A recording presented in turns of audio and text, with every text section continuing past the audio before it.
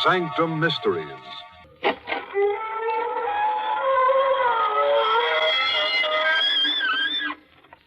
Good evening, friends. This is your host again to welcome you through the creaking door into the inner sanctum. Come in. Come on in. I want you to meet Ambrose, our man-shy ghost. The other night in a graveyard, he bumped into a human and was so frightened he turned flesh color. Yes, poor Ambrose. He's got a bad case of ants in his fantasies. He's so upset he's just a ghost of his former ghost. Was a time when we held high hope for Ambrose. Oh, yes, at Abnormal U, he was cited by his classmates as the personality most likely to split.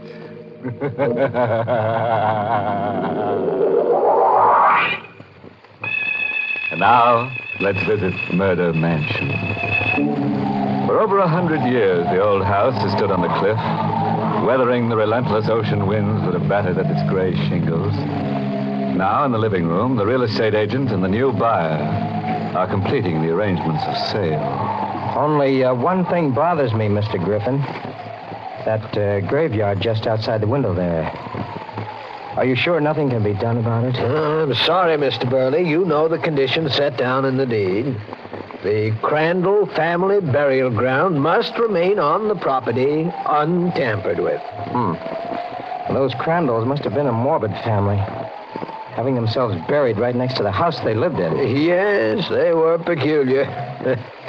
I guess they figured it was a way of keeping the family together. You shouldn't laugh, Mr. Griffin. What? Well, what are you doing I here? hope I'm not too late. This is the gentleman who's planning to buy the house? Mr. Burley's already bought it. Oh, I'm sorry. Hey, look. What is this, Griffin? Who is this woman? I'm Emily Robbins. Mr. Burley, please, you must sell this house immediately to me. Sell it? That's ridiculous. I just bought it. Mr. Griffin never should have allowed you to. Now, see here, Mrs. Robbins. Just a minute, Griffin. I want to hear what she has to say. Well, all right, but you can see she isn't exactly accountable. You're bad, Mr. Griffin. You promised to sell the house to me, but you couldn't wait until I had the money, could you? I'm in the real estate business, not charity. Mrs. Robbins, I still want to hear why Griffin shouldn't have sold me this house. Because, Mr. Burley, a house isn't just a thing made of wood and stone and mortar. It's almost a living, breathing creature. It accepts and rejects people just the way we do. I was born a Crandall, and only a Crandall may live here. Anybody but a Crandall would be an enemy within its walls. You'd never spend a happy moment here. Oh, you see, Mr. Burley, I told you. She doesn't make sense. Please, Mr. Burley, for your own sake, sell it. Oh, you can't frighten me into a quick sale. No, I know I'll buy when I see it. My wife and I will be living here within a few days. I'm sorry, Mr. Burley, but I don't think you will. I don't think you will ever live here.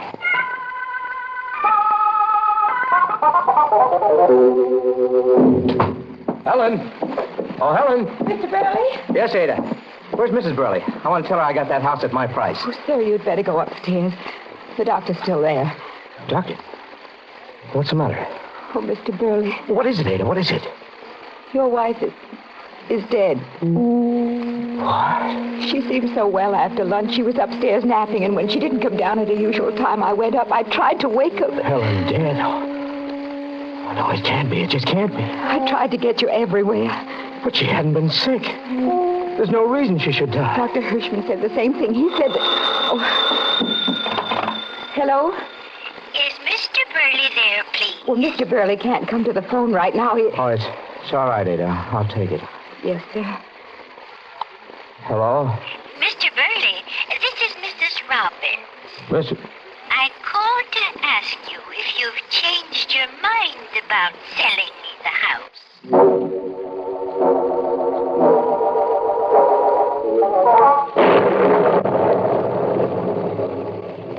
Can I bring you something, Mr. Burley? No, Ada, thank you. Sir, I know it's none of my business, but maybe you shouldn't have come to live in this house. Maybe you should have sold it to Mrs. Robbins. I had to come here. I have to prove to myself that a house can have no evil influence over life and death. Of course it can't. And yet, according to the doctor, my wife passed away almost at the very moment I bought this house. I'm so confused. I don't know what to think. I'm not one to butt in, but you are letting the house have an effect on you. Well, you haven't moved from that window all evening. I'm just trying to fathom things out. You've been standing there staring out at that graveyard. I'm all right. Now let me alone. Yes, sir. Good night, Mr. Burley. Good night. Hey, there. What is it, sir? That graveyard out there. When the lightning flashed just then, I saw it. So what? There was a new headstone among the old ones. A brand new headstone.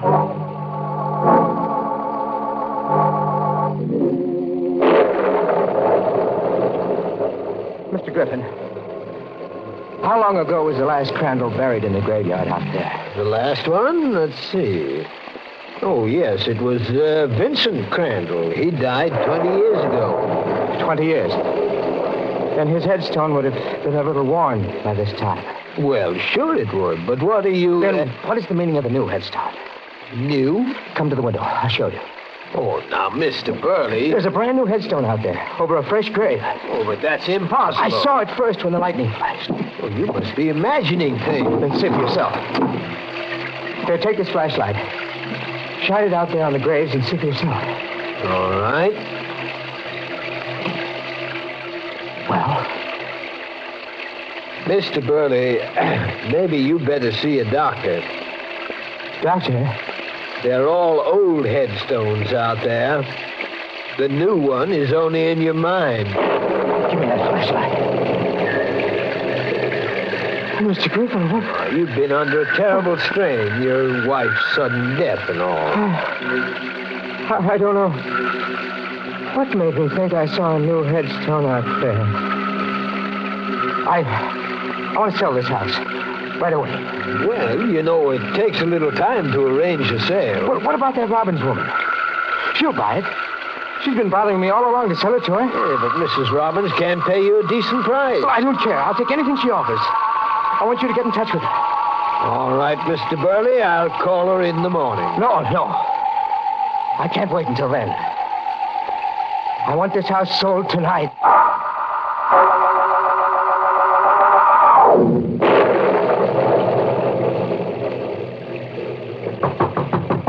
You don't understand, Mr. Griffin, why Mr. Burley had to bring me out here this time of the night. Well, he's made up his mind to sell. He wants to close the deal tonight. You don't want me to have this house, do you? Look, Mrs. Robbins, I don't care who gets it, just as long as it's at a decent price. So you can get a higher commission. You're a very selfish man, Mr. Griffin. I'm not in business for love. Your wife did well to leave you. She was as crazy as you are. Why doesn't he answer the door? What's taking him so long? Mercy! What was that? Someone's screaming. Came from... Say, the garage. There's a light in there. Come on. Whoever screamed must be in that garage. Oh, we'll soon find out. But maybe it isn't safe for us to go in there. That's a chance I'm going to have to take. What? Ada. Mr. Griffin. Well, that was you who screamed, huh? Yes, Why? What happened? Mr. Burley. What is it, Ada? What about Mr. Burley? He's dead. What? He left the house an hour ago. I looked out of the window and noticed that the garage here was lit. I came out and I found him slumped over in the car, dead. How dreadful. Oh, this place is filled with carbon monoxide fumes. It wouldn't have happened. None of it. If he hadn't bought the house. Now, look, Mrs. Robbins, this is no time for that superstitious nonsense of yours. She's right, Mr. Griffin. It is nonsense. What do you mean, Ada? Here, look. On the back seat of the car. Good Lord. A new headstone.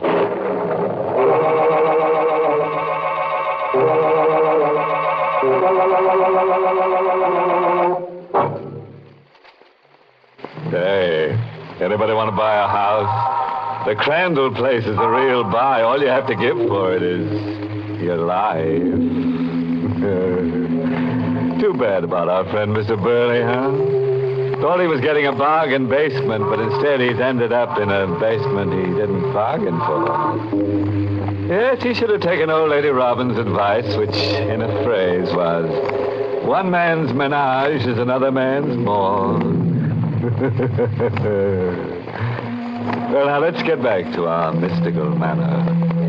A week has passed since Burley's death, and the real estate agent, Mr. Griffin, has found a new buyer. Here's your check, Mr. Griffin. Oh, thank you, Mr. Wagner. I consider this house a real buy. Well, you're the only person who's had any interest in it since Mr. Burley died. The place has gotten a bad name. Most people are superstitious, I guess. Wouldn't live here if you paid them. Superstition never bothered me. Mr. Griffin. Yeah? What are you looking at that way? There's a graveyard out there. I don't understand. Understand? What are you trying to say? There were always 10 graves out there, I'm sure. But now there's 11.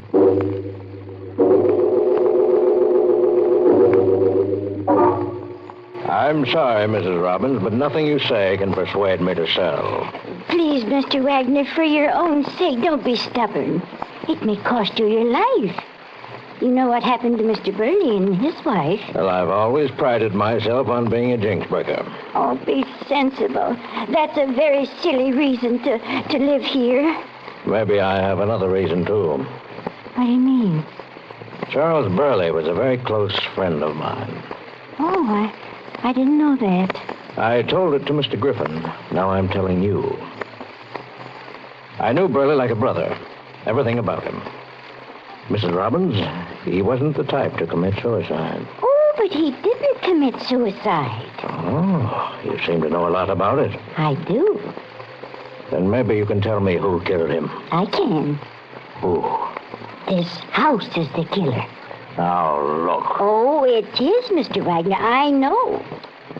You don't believe me, do you? Of course not. Well, soon you'll find out that I'm telling the truth. That sounds like a threat. No, Mr. Wagner. I'm not threatening you. I'm just trying to help. I'm just giving you a chance to live.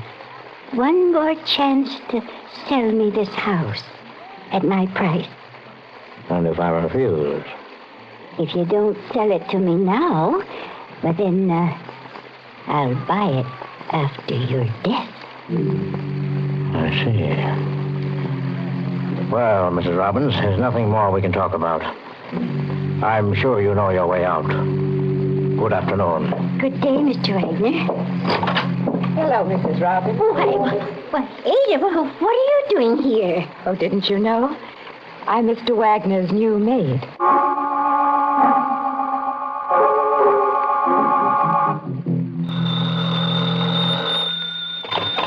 Hello. Mr. Griffin? Yes? Well, come over here to the Crandall house right away. Mr. Wagner wants to see you. What, who is this? It's very important, Mr. Griffin. Come as quickly as you can. Yes, but who is this?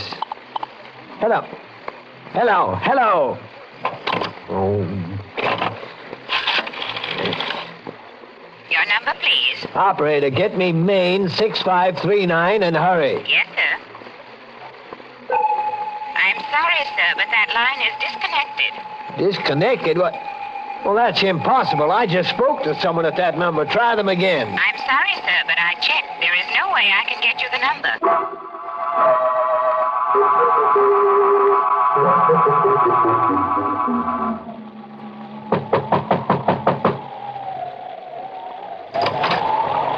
Come in, Mr. Griffin. Mrs. Robbins, what are you doing here at the Crandall house? I was waiting for you, Mr. Griffin. I don't understand. Come in, please. I was the one who called you on the phone to come out here. I didn't say who I was because I didn't want to mention names. But I tried to get the phone here right after you hung up. The operator said the line was disconnected. It is. The wire has been cut. I walked down the road to the mobile gas station to call you to come out here. Mrs. Robbins, just what is this all about anyway? Why are you here, and where is Ada and Mr. Wagner? Ada's left. She's gone away. For good. What? On the hall table over there, a note from Ada to Mr. Wagner, explaining why she left. And what about Mr. Wagner himself? Where is he? In the dining room. Oh, wait, please don't go in there yet. He's dead. Mr. Wagner dead? When I came in, he was slumped over the table. When you came in, huh? Well, the way you say that, Mr. Griffin, you make it sound like you think I killed poor Mr. Wagner. Well, what should I think? Oh, I wouldn't do a thing like that. Then suppose you tell me exactly what you're doing out here tonight. Well, it's like this, Mr. Griffin. I was home in bed, but I couldn't sleep. A strange feeling kept running through me that I should come out here and try to convince Mr. Wagner that he should sell the house before another day passed. Oh, a feeling, huh? You can believe me. Oh, sure. When I arrived out here, the door was open and everything is just as you see it. What about the police? I didn't call them. Why not? Because I wanted to speak to you first. Speak to me with a murdered man in the next room? It wasn't murder.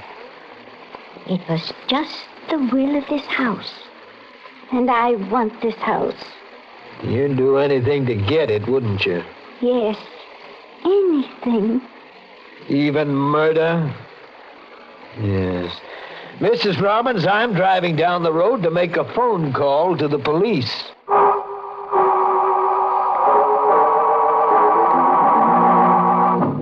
Mr. Griffin, wait.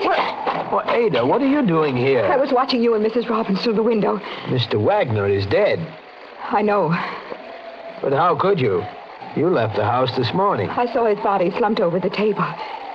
You think the same as I do, don't you? Well, what do you mean by that? You suspect Mrs. Robbins, too. In a way. But I also suspect you, Ada. Me? But I can't exactly figure out what your game is. Game? I have no game. And why did you leave a note saying you were going away? What note? There's no use lying. I saw it myself on the hall table. But you must be mistaken. Today is my day off. I left the house early this morning. I didn't write a note. Well, if you are telling the truth... I am. Then I know who did write that note. You wait right here for me. I'll be back in 10 minutes. Keep your eye on the house. Where are you going? The phone inside is disconnected. I'm going down the road to call the police. I'll go with you. Why? I'd rather not stay here alone. Mrs. Robbins doesn't know you're out here. You're safe. But just the same, I'd feel better if I went with you. I'm not taking you with me. You act as if you're afraid of me. Maybe I am.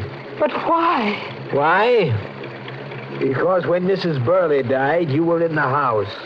The same with Mr. Burley. And now Mr. Wagner. You were there when every victim died, Ada. I won't let you in this car with me.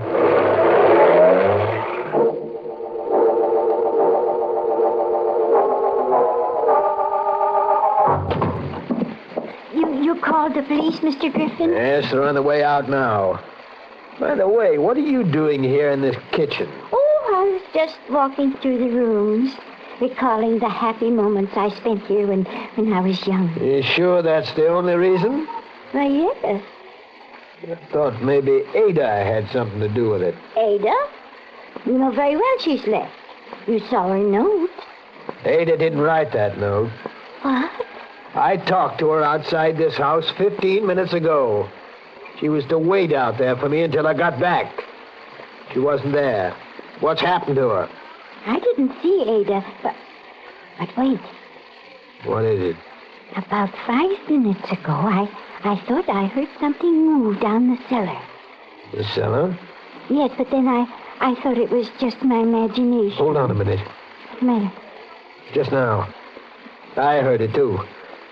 Something or someone is down there. Come on. We're going down into the cellar to look around. Mr. Griffin, look. Look, it's lit down there in the cellar. Yes. Go on. You're going first so I can keep my eye on you. Mr. Griffin. What is it? the hole in the floor here. Huh? Well, one of the stone flooring slabs has been removed. There's an old well down there. I remember it was sealed up when I was a little girl. Yes. And I can see the slab was freshly removed. I wonder why. Mr. Griffin, What now? behind you in the shadows. Look, there's a woman's body. It's Ada. She's dead. Yes, I know. Why, you say it as if you were sure we would find her this way. I was sure. You see, Mrs. Robbins, I killed her. Oh, yeah. I didn't have quite enough time to dispose of her body in the old well here.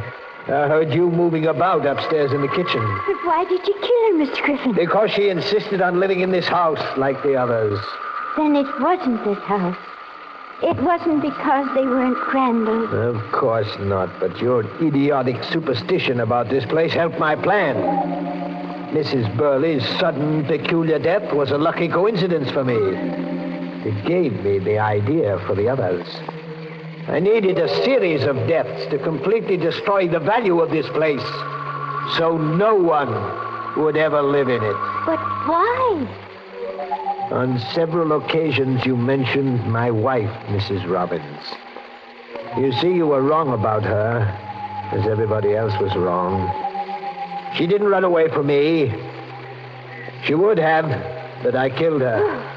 And her body is down at the bottom of that well, just as Ada's will be, and just as yours will be. But the police are coming. They'll find you out. You foolish old woman, do you think I really called them? Now, Mrs. Robbins? No, please don't come near me. You wanted to stay in this house. Now you will, forever. No. You're going to get the thing you wanted most. What? Oh! You're not going to kill her, too. Ada. Yes, Ada. No, it can't be. You're dead. Not yet. Not completely. I've just enough life left. No, my leg. Let me go. Let me go. The well. I'll fall in there. Let. Ada. Oh, Ada. You thought it was nonsense, didn't you, Mr. Griffin? But it was this house that kept her alive long enough to protect me. My house, Mr. Griffin.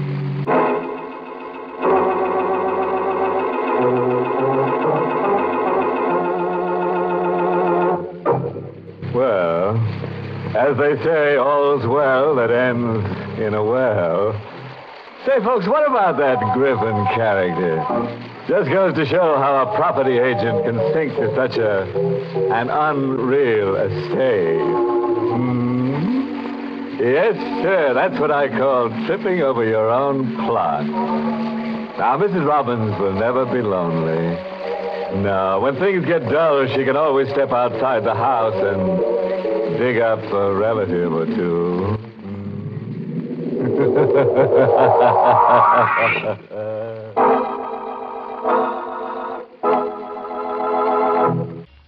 Inner Sanctum was heard in the United States over CBS, the Columbia Broadcasting System.